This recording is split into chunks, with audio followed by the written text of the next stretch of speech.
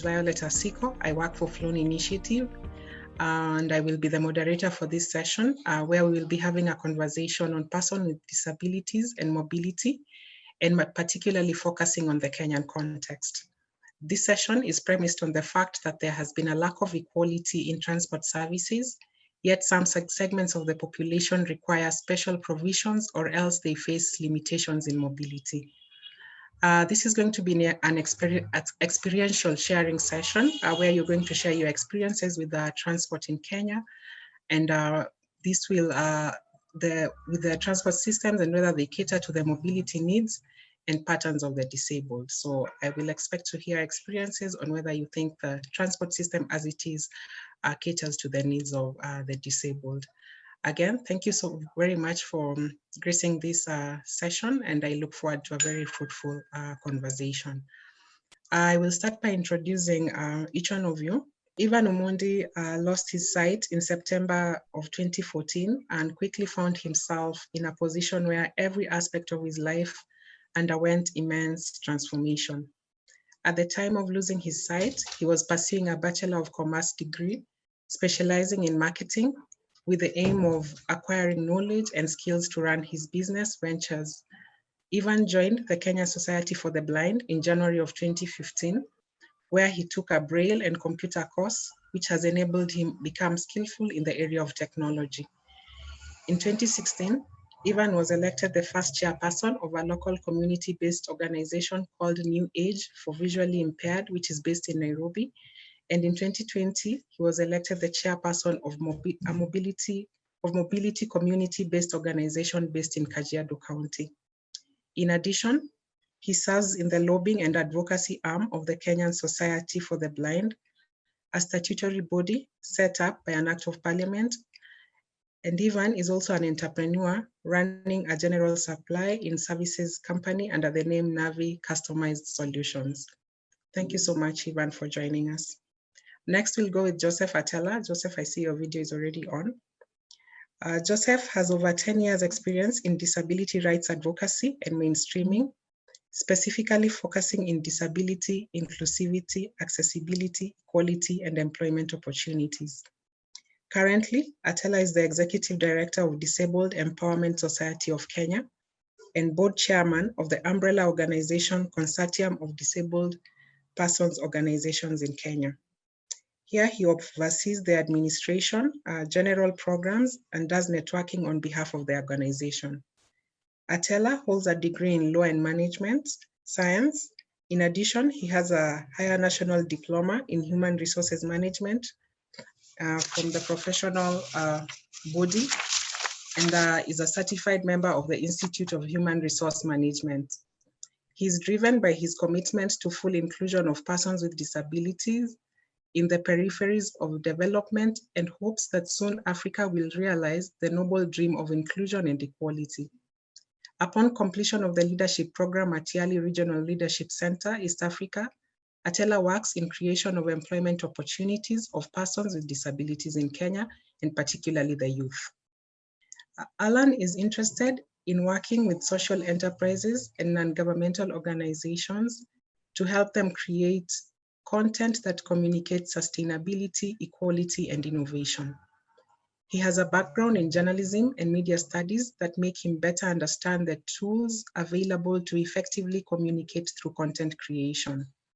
He's also a disability rights activist, and through the Black Albinism Initiative, works with Sight Savers and many other organizations towards an inclusive society and world at large. And so those are the panelists for this session, a very rich panel, and I really look forward to, again, fruitful conversations with all of you.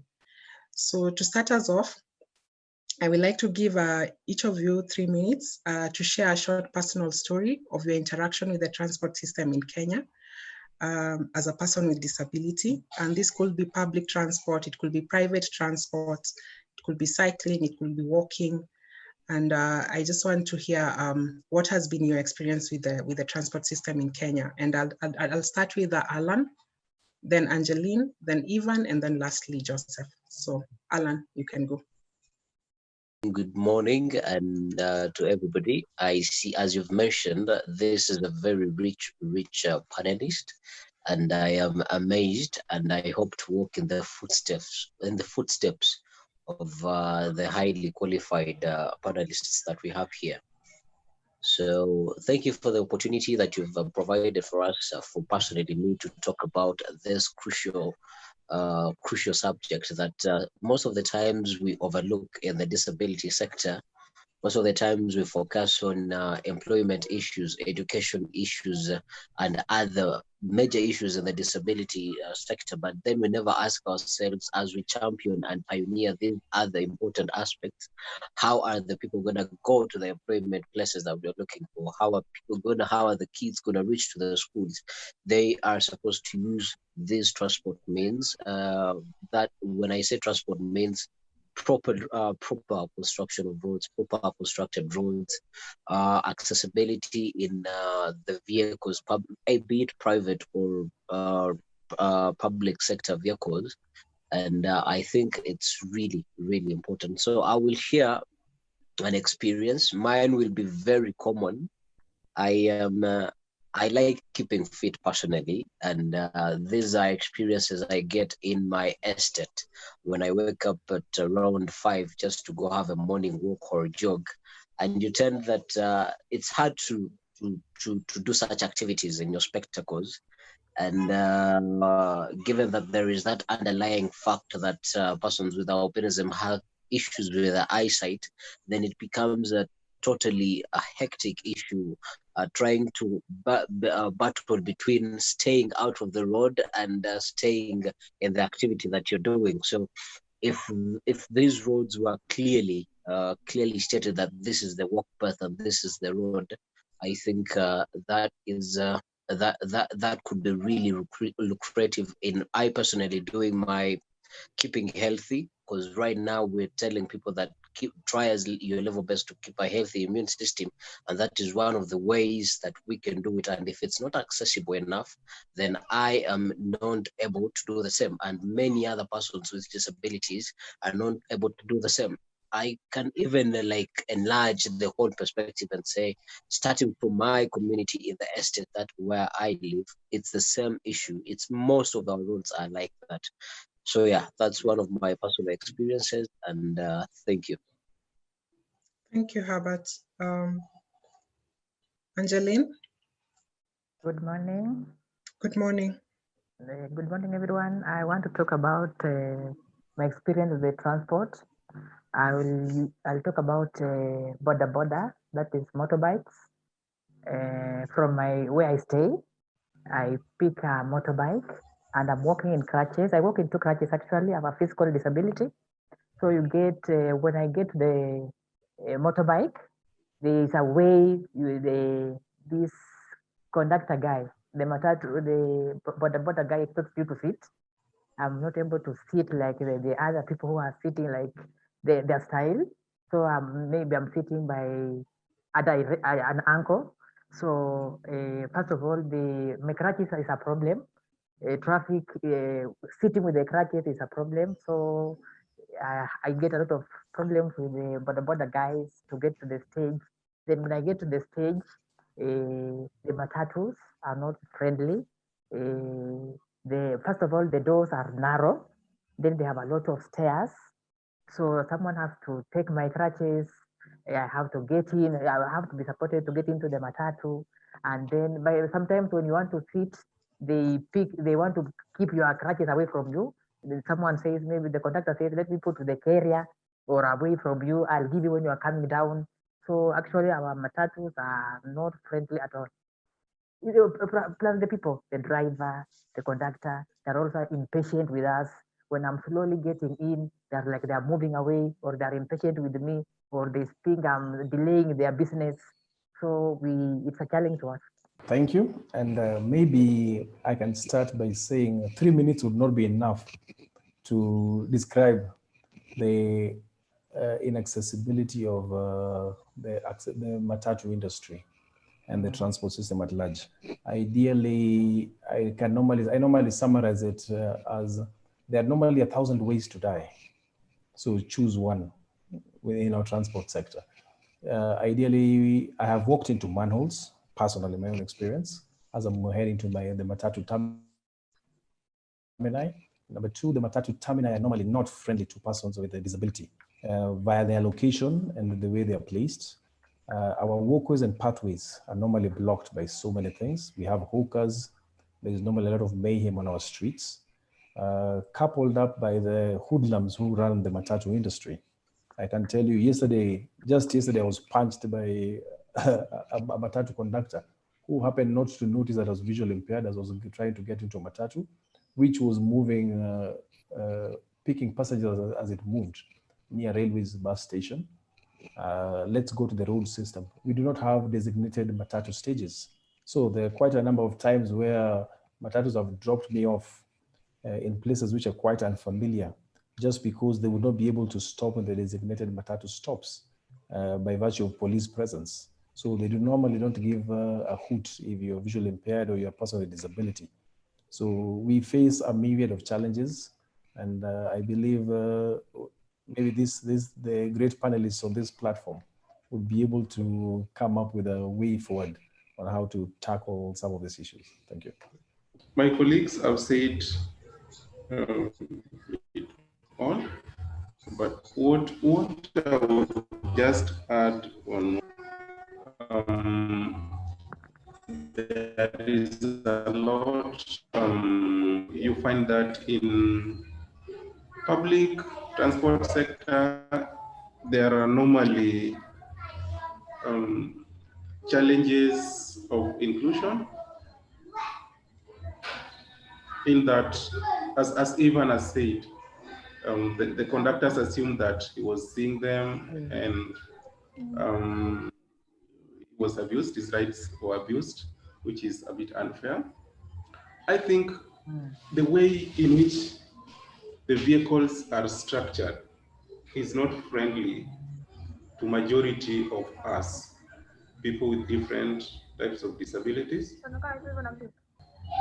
You find that when you manage, when you are physically challenged and you manage to get into the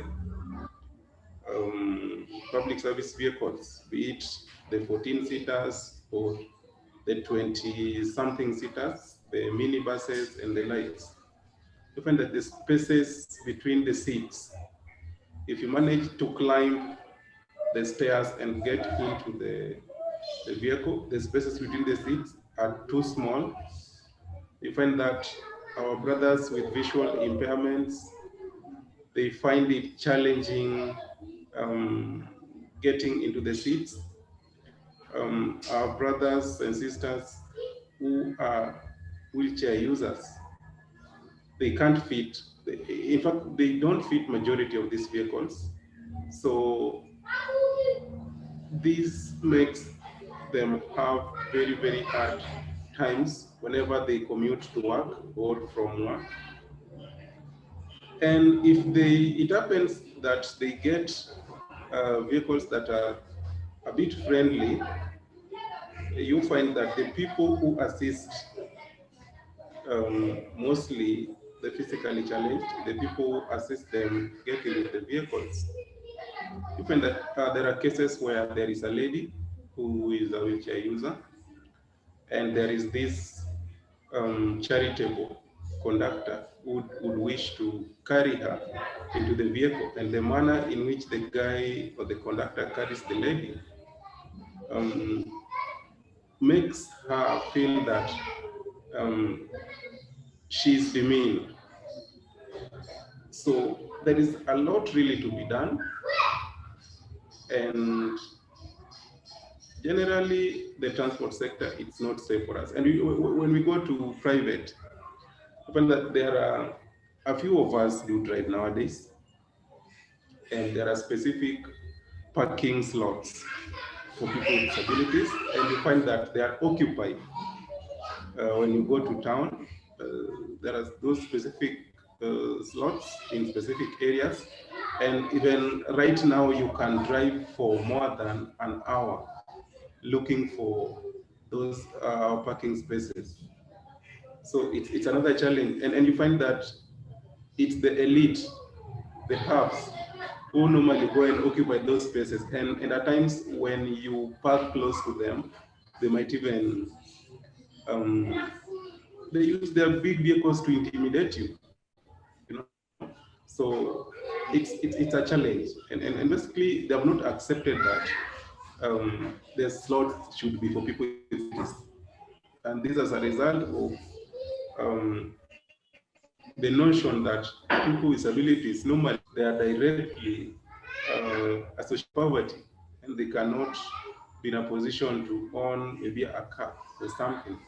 So it's a big challenge, and we hope that the panelists will come up with a solution, or will come up with some recommendations that will guide on how to get the solution to such challenges. That's my submission. Thank you, Joseph, for the comprehensive experience. So from all of you, what I've heard is there are issues to do with structural designs, a bit of public vehicles, terminal facilities, and just generally the operations of public transport that end up then inconveniencing persons with disabilities. I've also had issues to do with psychosocial issues. This is just customer care from the conductors, from the drivers. And that is what I've heard from all of you. It's an issue of structural design, it's an issue of psychosocial issues, which then brings me to my next question. What are some of the laws and policies that are in place that are supposed to govern the public transport industry or regulate the public transport industry that touch on persons with disabilities? And to start us off, I'll want again, Joseph Atella to just take this up and kind of give us guidance on that subject. Thank you so much, Violet. When we get into the matters law, first we will go into the Bill of Rights. That is chapter 4 of the Kenyan Constitution. And specifically, we'll go to Article 54(1) that elaborates more on our rights to accessibility, rights to friendly means of transport, rights to education, and rights to inclusion, employment, living in buildings that are accessible, and so forth. And not only in the Constitution, we have this document called the Persons with Disabilities Act. When we see Section 21 of the Persons with Disabilities Act of 2003, we realize that we have it really elaborates on how transport system should be inclusive to persons with all kinds of disabilities. And it isn't. This law was in 204. There is not adjustment orders. When we go to Section 24 of the Persons with Disabilities Act, there were adjustment orders that were put in place in order for the government and responsible state agencies to make sure that the sections like Section 21 or other guide laws that guide accessibility on transport or something are enforced, and they haven't been followed up to date. There are delays, and I would say openly that it was assumed, it has not been effective. So really, it's not helping. And again, when we go to Section 23, and Section 23 urges the vehicle owners, the public service vehicle owners, to ensure that the vehicles are friendly or accommodative to all persons with disabilities. And these, I don't know what happened. Sometimes, I think 2018 or either early 2019 or late 2018, I saw there was a caucus with the support of,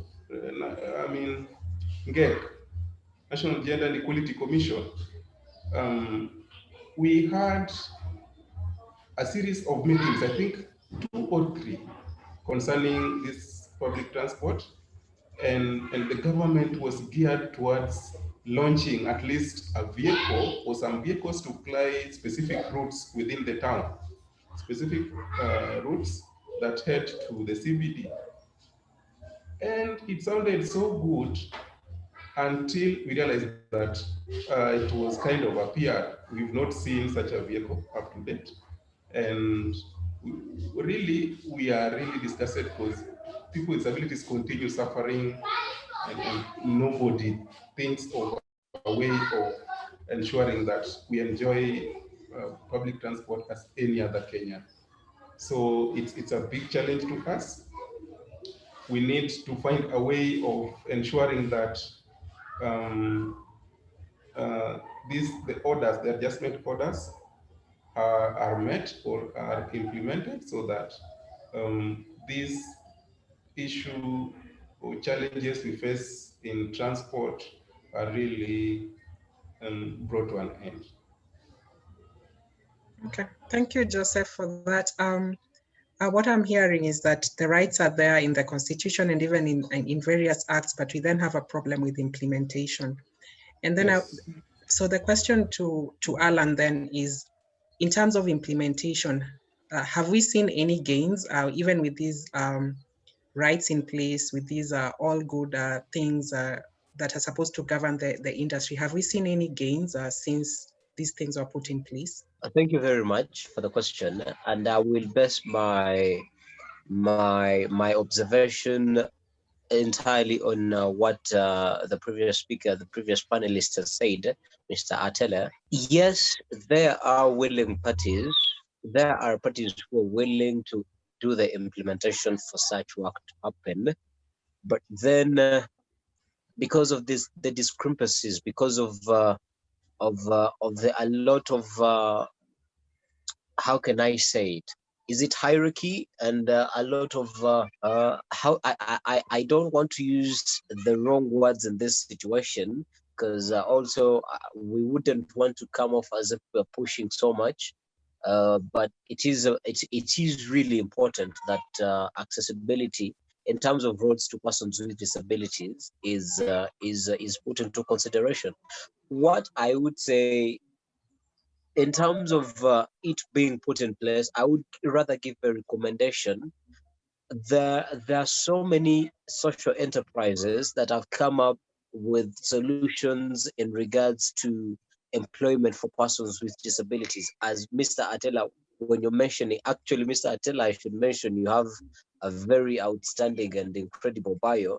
As Madam Violet was mentioning, you are vast in issues employment for persons with disability.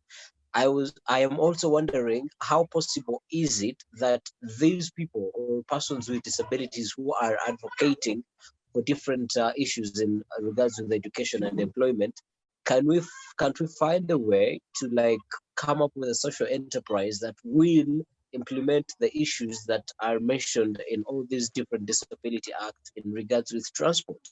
And I think when we have our discussions with Mr. Ivan, we talk a lot about such issues in regards to disabilities back and forth, but we have not like entirely found because first and foremost it's cost intensive. So doing it as a one person thing, or we need different state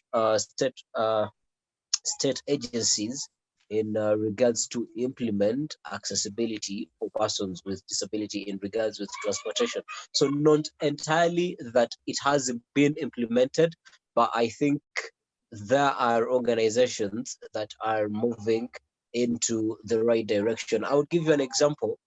As different companies are striving to make employment places of employment accessible for persons with disabilities, they are also making their environments accessible. When you look at the way they put up their lifts, when you look at the way they design their pathways, I think this whole implementation shift, yes, the government is supposed to play an important role, but if the government is also willing to learn from the private sector, then I think implementing these really, really crucial crucial accessibility issues, then it would make it a little bit easier for them to be implemented.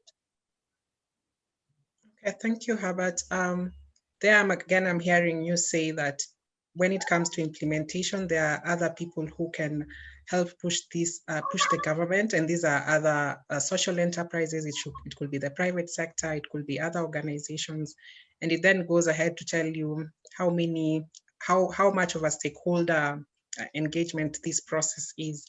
And my question then to Angeline is, would you know other organizations that have played a very crucial role, and maybe in the transport industry, in just advocating for the rights of persons with disabilities? Thank you. Organizations for persons with disabilities, like the National Council for Persons with Disabilities, we have the National Gender Commission, the NGEC, we have the ministry also, Ministry of Labor and Social Development, and the Constitution also is giving us guidelines and rules and policies to follow in the implementation on accessibility. Private sector is also working on that, I think. So the most of the problem that we have, maybe these rules and policies should be owned by institutions of persons with disabilities, so that we are holding the government, the policy implementers, which we should hold them like accountable, so that we can see them implemented. The policies are good, but implementation is the problem. That is, Okay. I think, that's my take. Okay, Angeline.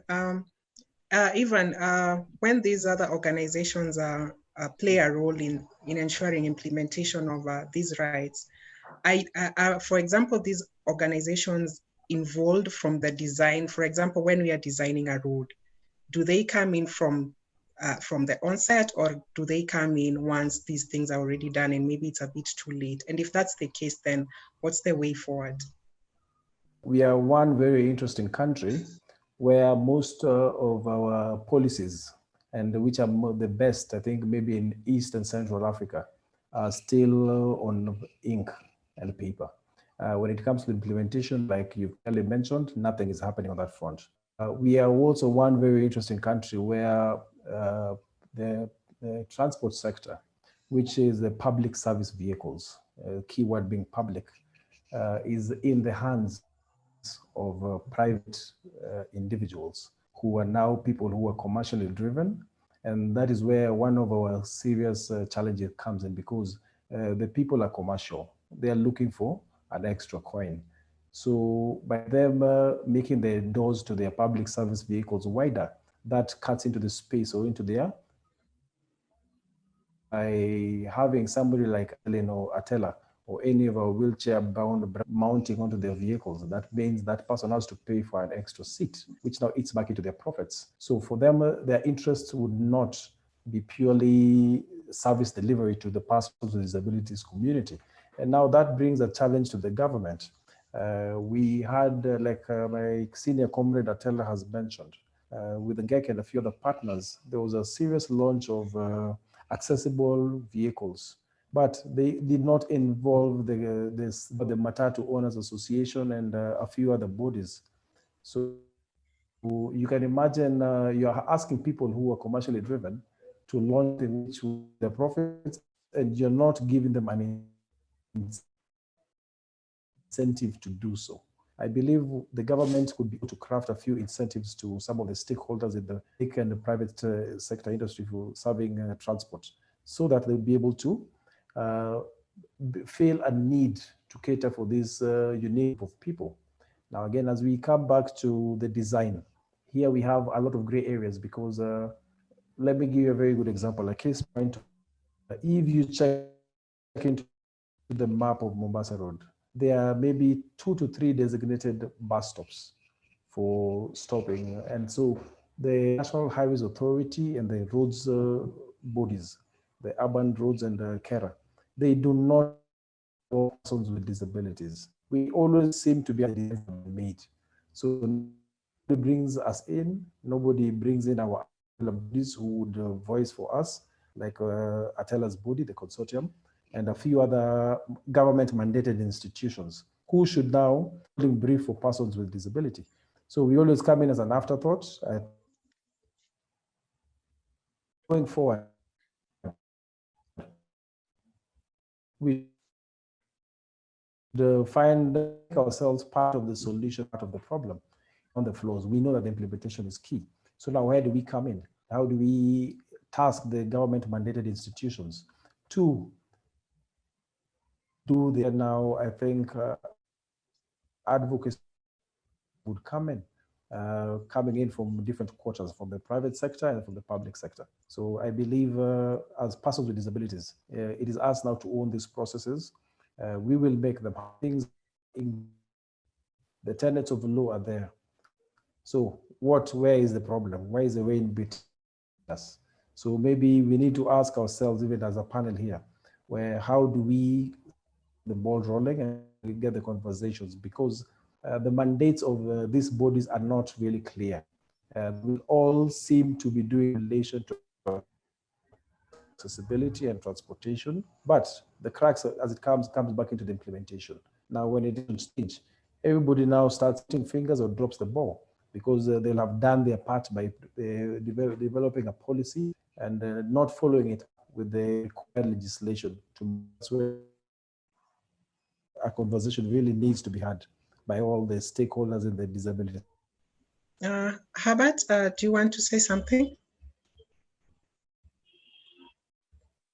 Yes, I want to add on to what Mr. Ivan and Mr. Atela. I think it would come off as a recommendation, and probably it might not be a shortcut, but it would be like a long-term solution to some of the issues that we're facing right now in the transport industry in regards with persons with disabilities. Looking at it, that the president just recently launched the railway system, the rebranding of the railway system here in Nairobi. I would task Mr. Atela, because sorry to say this, Mr. Atela, but in this position, you are in a consortium which I think it embodies different organizations and who have such issues of the disabled person at heart. At your level, or if you could advise us or you could share your knowledge at your level, how can these organizations engage the railways company that it, because since it has just been launched recently, a bit of modifications can be made if at least they could have different designated areas for persons with disabilities in each train. I think that would also take the lag off the Matatu Association, who are typically and entirely based on making profit, as Mr. Ivan has mentioned. Given that you have access to different disabled organizations and people at the level you are at, I think you are in the position to start a conversation, not to push that which has failed, but to start a new conversation on the new inventions that are coming in regards with transport. One, the railway that has been the railway transport system that has been rebranded here in Nairobi, and another lucrative one is the BRT bus services that looks to decongest the city. It's a project that's still in its development stages. How can we tap into that and at least make sure this time round that persons with disability, in a way or the other, are considered? Because I know if we're relying on the matatu industry, it's going to take us longer, and we might never be able to access transport services in the country properly. Thank you so much, Herbert, for that elaborate question or opinion or a view. Really, what you asked me is what I'm currently working on.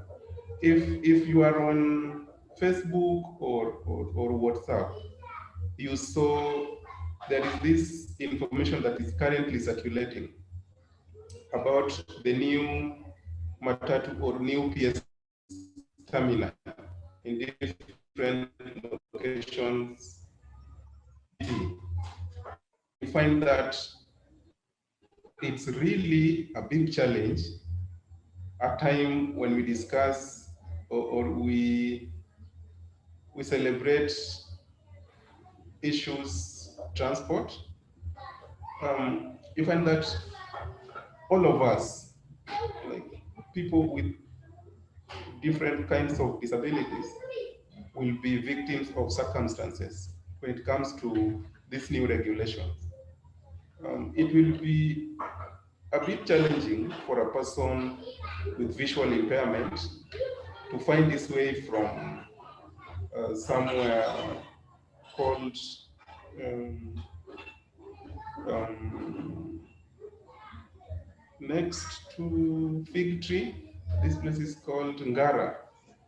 To locate his way from Ngara to maybe Kencom or to maybe Times Towers. So it's a challenge. They have come up, they want to decongest the CTS. They have come up with a solution, an idea that they see is the solution. But our question is, how will they be inclusive? And in reference to that, I'm currently working with a group on a memorandum that will be submitted to the NMS EG, uh, General Director General. So we cannot just let it go like that because it's going to pose a challenge. They be specific that when we are dropped off at Ngara, we'll be having a solution. Maybe there will be a matatu that will be taking us to the CBD, or when we want to connect to road or something, we'll get our way easily to such terminal. So concerning the BRT and the railway transport, really here I like being honest. You've just reminded me that because it wasn't in my mind that much. So you've just reminded me that I really need to do something, and I'm going to contact the chairman for National Council of Disabilities. Currently, the CEO is not there, and I'm also going to reach to a commissioner at National Gender and Equality Commission, Commissioner Chomba, who represents people with disability. I'm going to reach out to him by tomorrow morning.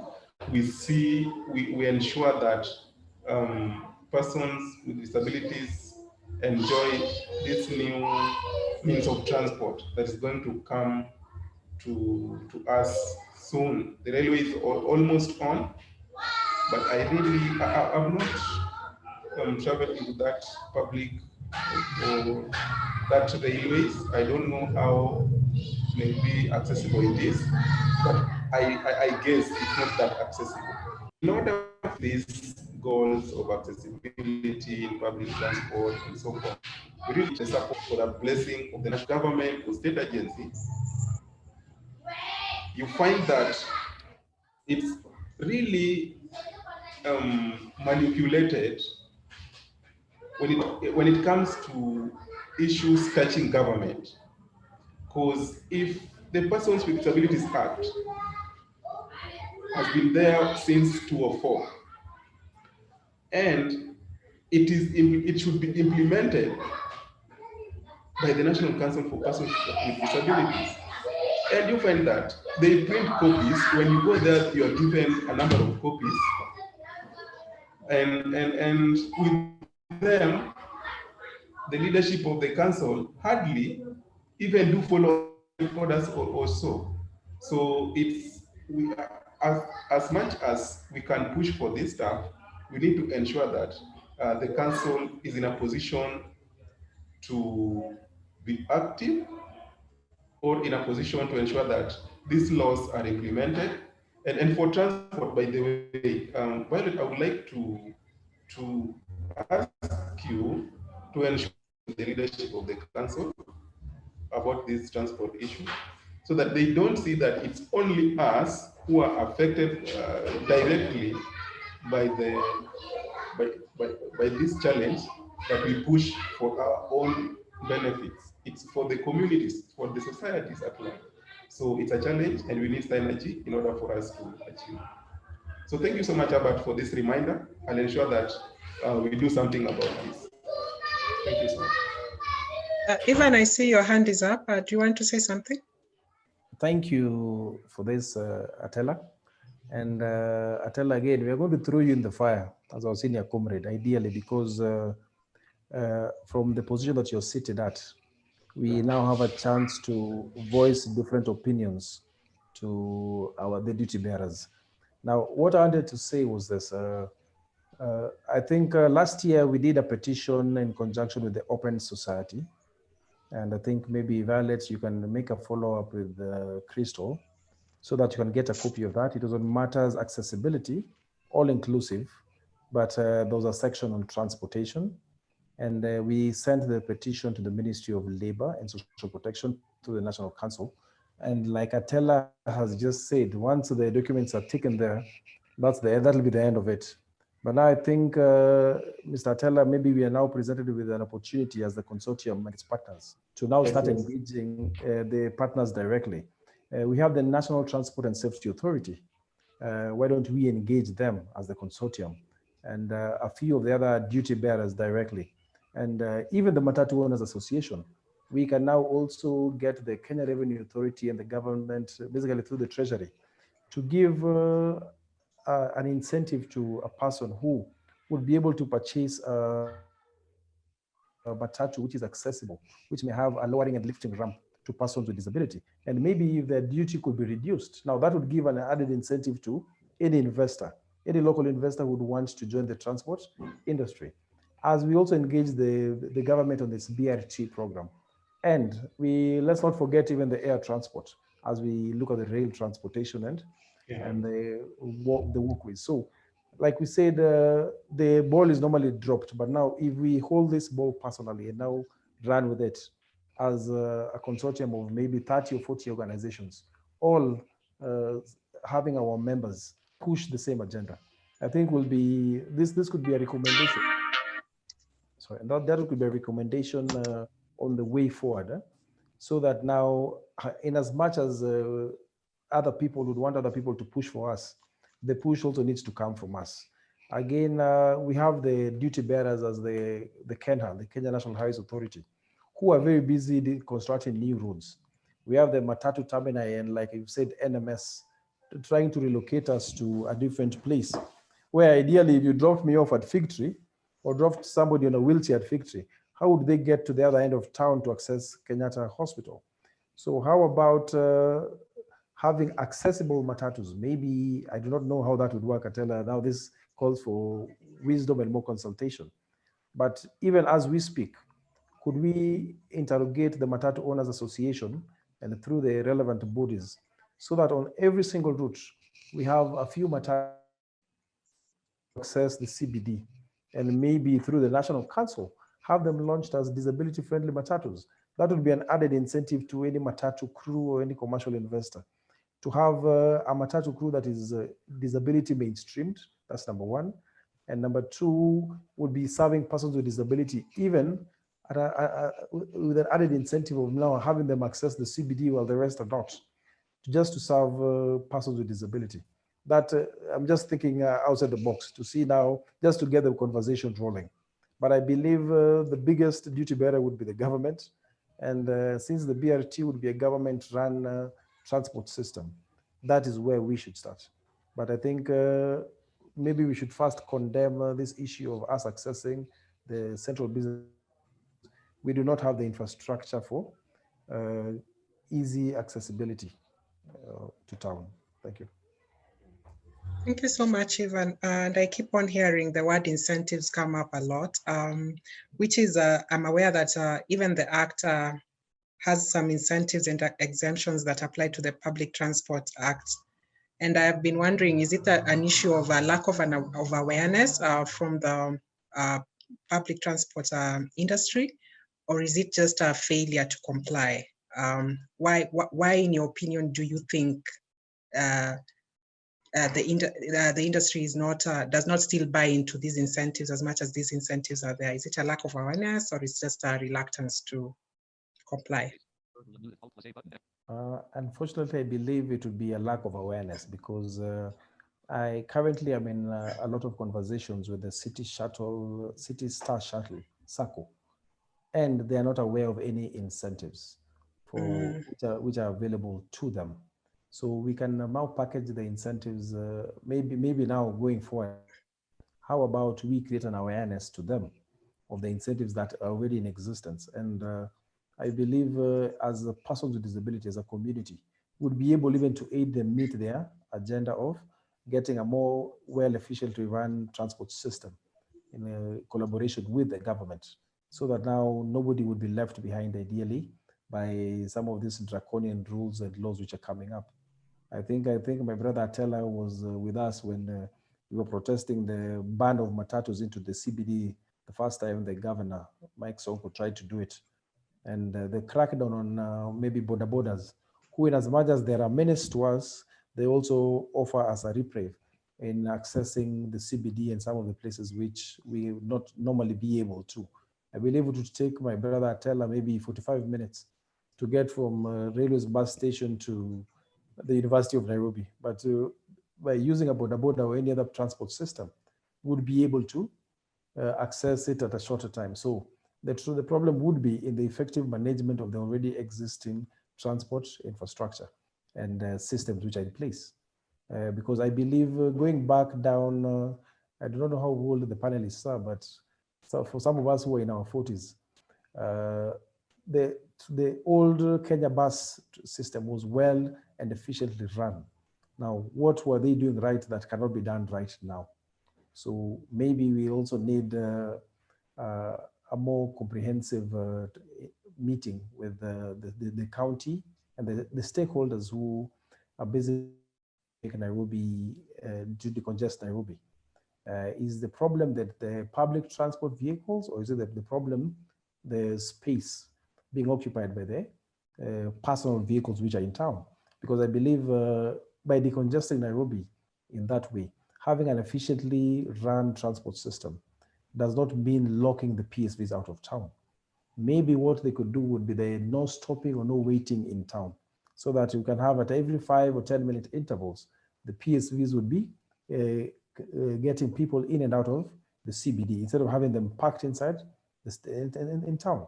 And also that would also now move even to now the private vehicles. How about getting like the same way that they're creating a terminal for persons? Now that we have the SGR and the efficiently run train system, which will be complementing that the transport menace in Nairobi. How about discouraging persons from driving into the CBD, but embracing the use of public service transport, including the rail system, so that if I come all the way from Kitengela like I do, I would all go get to Syokimau, park my vehicle and jump onto a train, get into town, which will be efficiently run. There'll be no traffic jams. And at the end of the day, also having an efficiently run system, I would all come back to Syokimau and pick my vehicle and go back to my house. So maybe those are the conversations we now need to be had. And maybe Atela, again, the ball is in your court. We are waiting for your lead. Thank you. Okay, Atela, seems like you have a lot on your plate. Just a question to any of you. Has any of you interacted with the draft National Integrated Policy? And if yes, have they then considered issues of persons with disability in the policy? Maybe if I continue with that one, therein lies the first challenge for as a visually impaired person. I do not even know where to start accessing that document. Ah, wow, okay. You can imagine. So there lies one challenge, but I'm also sure that even for the sighted members of the team, they would also very few of them might have interacted with this document. And we seem to be operating more in darkness, basically, when it comes to matters policy for persons with disability. So like we said, there's nobody who has come out clearly to be advocating for we have the bodies, yes, but you see, some of them are government mandated institutions, and let's be alive to the fact that in Kenya, there's a way that the government operates. So there's that bureaucracy and there's the laid back attitude. So for as long as a teller will not go to the council and ruffle a few feathers, or Ivan does not do that, or Alan, then it will be in the back burners until when a law will be in place that is now affecting us. Then now we have the knee-jerk reactions to any of these issues. Yeah, I don't know what my other panelists have to say. Joseph, did you want to speak on the matter? Yes. Now, concerning this policy, the National Integrated Transport Policy, I've perused the document, and basically, I was specifically looking for, what would I say? I was looking for where they have involved people with disabilities. And there is this section, I can't remember it well. It just states that it will progressively work with the national councils as a mandated organization to handle disability issues. So this, I mean, such documents, I don't know. Government tries by all means to ensure that disability issues are not well spelled in this document. So it's a document that I normally, whenever I'm asked about it, I normally refer to it as an effective document, because it's nowhere. When it was being launched, we didn't see stakeholders from the disability sector being part of it. So totally, we are not part of it, and it does nothing about us. So I would not dwell much into it, because it's not for us. Angelina, you've been quiet. Maybe a question for you would be, the NMS, Nairobi Metropolitan Services, has been doing a lot of improvement in the Nairobi metropolitan region. And this has included modification of bus terminals. In your opinion, have these improvements and modifications taken the needs of people with disabilities into consideration? Yeah, I don't think so. Okay, in giving space, yes, there's enough space, but still we have pavements. We don't have like direction. If, for example, I'm a visual impaired person, how will I know what they have done? So the original problem that we had has not been done much. But anyway, maybe just to jump onto that also, we have to attest that the NMS is doing a brilliant job with the rehabilitation of the walkways and pathways. And case in point, I think what they've done on Kenyatta Avenue, if that can be replicated across the whole of Nairobi, then that would now make accessibility a thing of the past for the foot traffic and those of us using wheelchairs and other modes of transportation. Now, the challenge here now lies in maybe the way the government is currently operating. They seem to be also at loggerheads with the county. And so we don't have clear mandates and guidelines which have been put out. On the Matatu Termini, I don't know which one, maybe if Valerie, you can tell us which one has been made accessible, because I've not interacted with any. My termini is Velus and Ambassador, and those two are just hell, to be honest. And Kencom, I also know a teller we normally meet, and we bump into each other there. Yeah. And we meet so many challenges.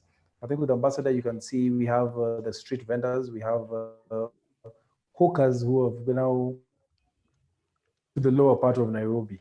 So NMS might be concentrating on part of Nairobi, yes, and making it accessible, but I have to cross Moi Avenue to get to my matatus. And that is where now the problem starts, because we have so many obstacles for persons with disability. And let's also be alive to the fact that today we don't have a hearing impaired brother or sister here.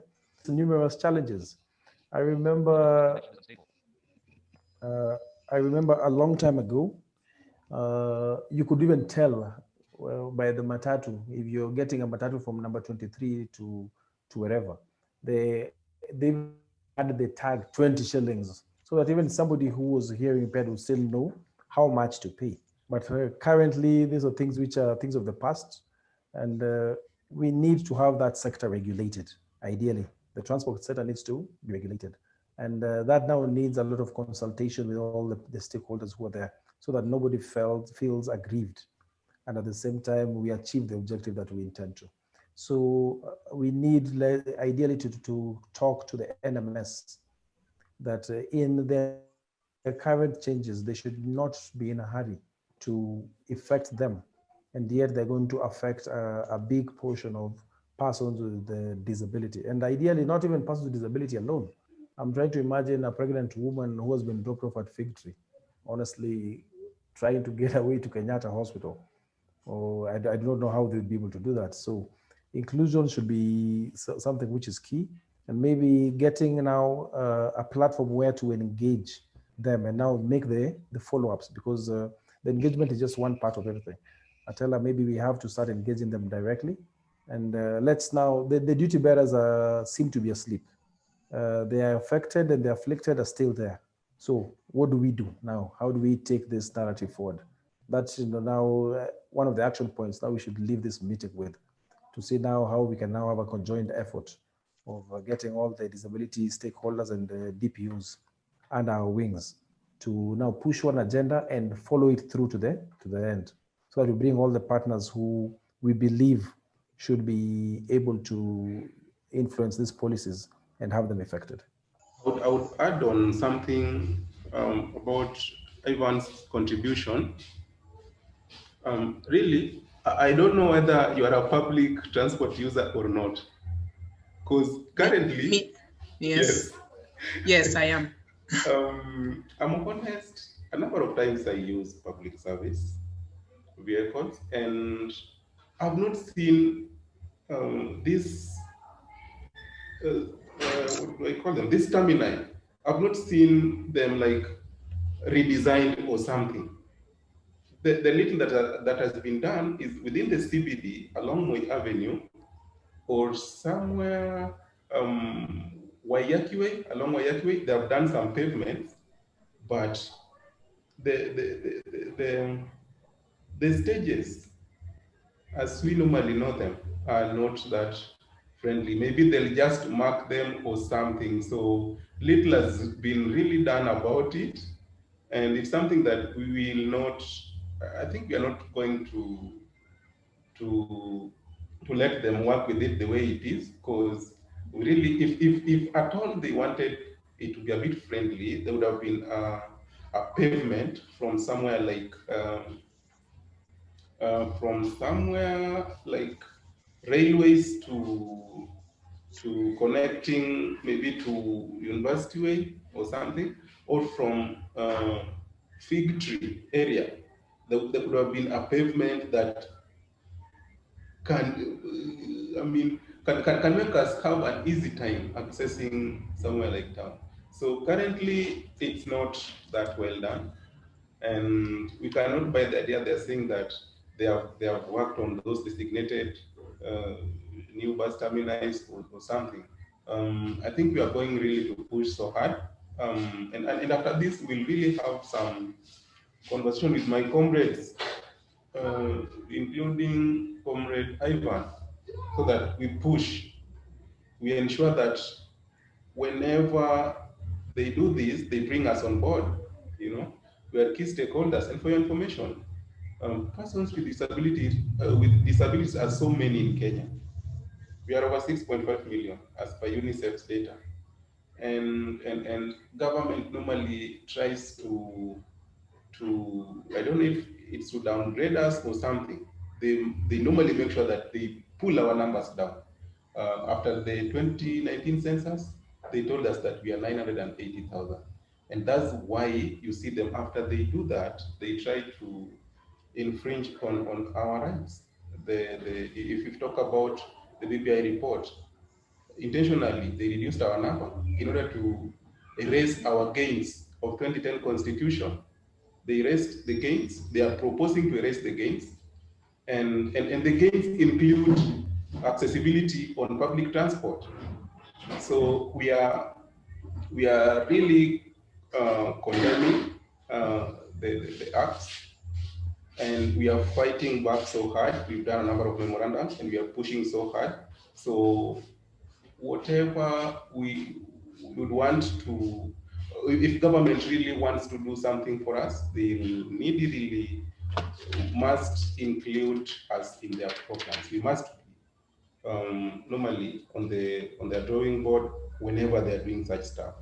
So I think that's my take on this. We are not that happy lot because we struggle every now and then. We get small gains, and the gains are erased whenever a given group wants to be rewarded. So it's a bit unfortunate, and this happens. It's going to happen in the public transport sector as well. So that's my my take, and it's a cry as well. But we are not just seated; we are fighting so hard in order to ensure that we are not left, we are not taken back to the 70s or 80s or something. And that's why I normally ask my comrades, other persons with disabilities, leaders, and organizations that work towards implementing disability issues, at least to come together so that we can fight as a team. Yeah, I think that's the only way we'll ensure that we enjoy these privileges. Thank you, Joseph, for that. I mean, I think one of the most steps forward we have made as regards to this conversation is as we conversed, we were coming up with clear action points.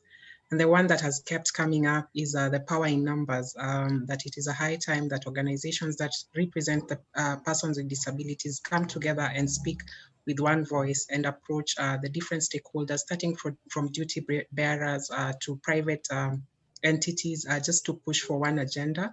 And this is in various entities. It could be in the transport sector and also other entities. And that has kept coming up throughout this conversation. And I think it is a good takeaway for you as panelists, for us as the NGO group. And just to also give each one of you again, maybe the last 3 minutes to just mention what is that one thing that you consider a call to action, and an immediate one for that matter, that as you leave this meeting, it is that one thing you want to say that the government or this entity should do with regards to persons with disability and transport. So I'll start with Angeline. Again, what is, as a call to action, what are some of the immediate measures that can be employed by different stakeholders in improving mobility for persons with disability? Thank you, Violet. I think the most crucial will be awareness creation, so that we are the private sector and the people with disabilities, the institutions for persons with disabilities are working together. They understand what we are talking about. They understand the policies, because they will be of no essence to have policies in place. They are not implemented, but nobody knows where they are. Nobody knows what they are supposed to do, and we are blaming each other. So I'm sure awareness creation is very key, both the private sector and working with the team. For example, like the Nairobi Metropolitan, the MS is working alone. I'm sure he has no idea of if there are people with disabilities. For him, it's just cleaning the city, making the city look beautiful, but he does not know the implications. So we are not working, we are not pushing so hard, and DPOs should push also National Council for Persons with Disabilities for the implementation. That is my recommendation. Thank you, Angeline. Herbert? My recommendations are almost the same like Madam Angeline's. One is more and more awareness creation. A second is inclusion. There is a phrase that Mr. Ivan likes using, or an example that Mr. Ivan likes using all the time, or a story that he tells most of the time when he's by the roadside and somebody out of nowhere thinks he wants to cross the road and they just decide to hold his hand so that he can cross the road. Let us be included. Ask us, how can we include you, or how can we be of a service to you? Because we know, because we are the affected or the inflicted. So we know what would be accommodative to us. So if you do not include us, then definitely you are going to do probably some good work for a majority of the people in the society, but then you would have not looked at your marginalized people that also who are part of the society. Another thing that this would go to the different DPOs, disabled organizations, consortiums like Mr. Tellers. Let persons with disability pick up the mantra and start innovating. Because if the government is not willing to implement the same things, the very things they are suggesting for us, then we are well educated. Yeah, we have the expertise, we have the creativity. Let us renovate, let us innovate around the simplest issues that are affecting us as persons with disabilities. Thank you, Herbert, for that. Ivan? Okay, in line with our current predicament, we can have something which is quite workable quickly. So that now NMS is holding brief and coming up with these rapid changes. So I think as a call, we need to rally very fast under our umbrella bodies and see the duty bearers like the Nairobi Metropolitan Services and the NTSA, who have that mandate that on matters accessibility and transportation. So that now, instead of them guessing and thinking for us, why don't we now approach them and tell them, no, we need to be included before this is launched, so that we do not get to the point where we are not able now to make any changes because it will now be too late that the processes have gone almost full circle. Going forward also, I think we also now need as a panel here, and this could be informed as going forward on the transportation sector. Who do we have and who are the duty bearers? So how about coming up with their list and finding places and ways of engaging them? I think we can engage the highways authority, we can engage the roads authorities, the roads board. There are quite a number of persons who are in charge of transportation and the spheres that we fall in, and engage them with the specifics that we need. So going forward now, this could inform how we operate and how we also need to get a legal person to see now specifically how do we get these things legally implemented. And we can also now find a way of also engaging the legislators in the two chambers, so that we find persons who are willing to run with the PWD agenda, not necessarily persons with disabilities, but persons who are passionate about disability, so that now we can be effective as a consortium and as a team and as a group. I think that will be one way for us in the civil society to be able to effect change. Thank you. Thanks, Ivan.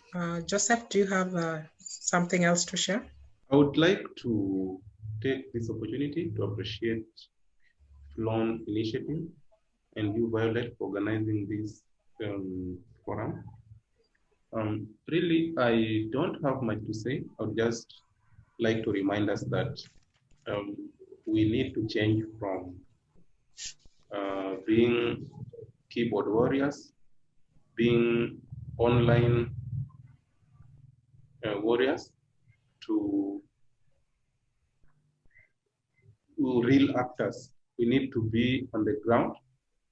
We need to ensure that we do follow-ups, and we need to ensure that we implement whatever we discuss, so that at least we move forward. Otherwise, I don't have much to say, and I just encourage us to continue working as a team, and again to be checking on each other whenever we have something that concerns us. We might not go somewhere physically, but if you tag or if you inform another leader from another organization, I think it will be good if they participate, because they'll definitely represent us or represent our needs in different forums or meetings. So that's what I can say. Otherwise, I hope in next time, maybe if we have such a conversation, I would propose you bring leaders from government institutions, so that, and if you have a challenge when it comes to disability leadership, we can assist you bringing them on board, so that we have a candid conversation with them, so that they also tell us reasons as to why some issues are not, take time to be implemented or something. Otherwise, I take this opportunity to appreciate you for this time, and I hope we'll meet again, if not online, maybe physical or something. Thank you so much, team, and have a good afternoon. So thank you so much. Just to echo what Herbert said, that how can we should always ask, how can we include you? It has just reminded me of something I ever read, that if you do not know something, or if you do not understand something, you should ask. If you do not understand, still do not understand, you should ask again. And that it is always, you will always know when a question is coming from a genuine place. And so I really hope that we will embrace the culture of asking people who are affected or inflicted by various situations, because they know and understand their situations best, so that we can come up with inclusive policies, inclusive strategies, and so that each of us can get to enjoy just living in this world and enjoying all the things that this world has to offer.